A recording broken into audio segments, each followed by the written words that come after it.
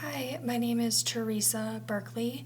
My student ID number is 2398810. Scenario 1, Digestive System Gastroenterology. Gastric ulcer with massive upper gastrointestinal bleeding. A 58-year-old female was rushed to the emergency department following 3 bouts of hematemesis and a single bout of melena. On examination, she was tachycardic and hypotensive at 121 beats per minute and 90/50 millimeters of mercury, respectively. She manifests pallor with no icterus. She is eupenic and normothermic but reports intermittent peri-umbilical tenderness. Medication history reveals occasional intake of a non-steroidal anti-inflammatory drug, naproxen 250 milligrams for arthritis management.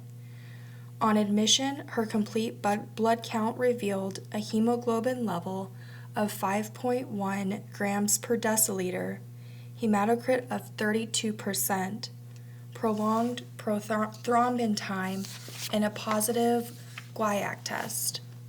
All other laboratory studies were within normal limits. Based on these clinical presentations, intravenous fluids were administered and 3 bags of packed red blood cells were transfused. A gastroenterologist was consulted and an upper gastrointestinal endoscopy was performed, which revealed a 1 by 1 centimeter hemorrhagic gastric ulcer. The bleeding ulcer was cauterized and biopsies were taken for Helicobacter pylori, the results of which are negative.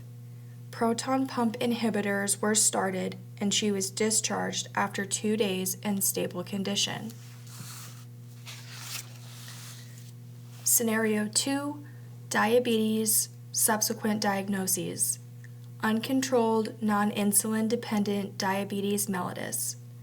A 58-year-old female with non-insulin dependent diabetes mellitus was seen in her primary care provider's office with reports of diminished sensation in both feet and occasional blurred vision.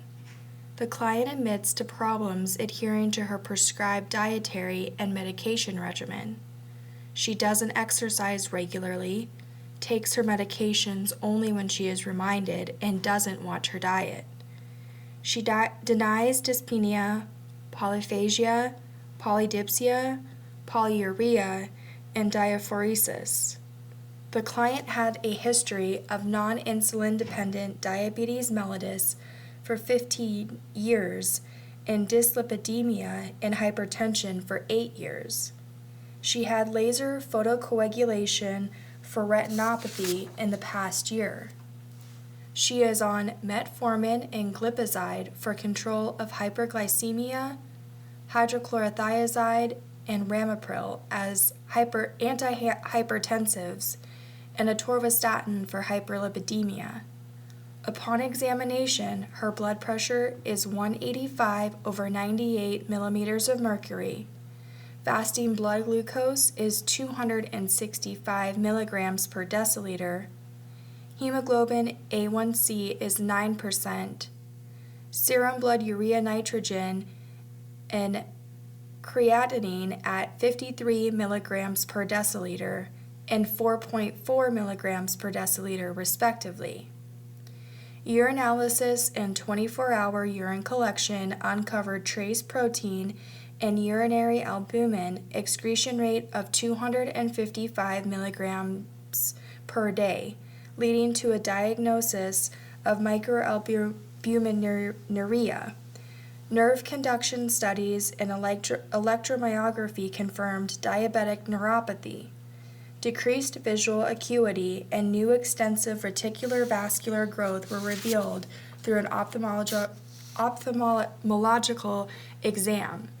Based on the client's typical presentations, the final medical impression and diagnosis is uncontrolled insulin-dependent diabetes mellitus, complicated by hypertension, dyslipidemia, neuropathy, retinopathy, and microalbuminuria. Thank you.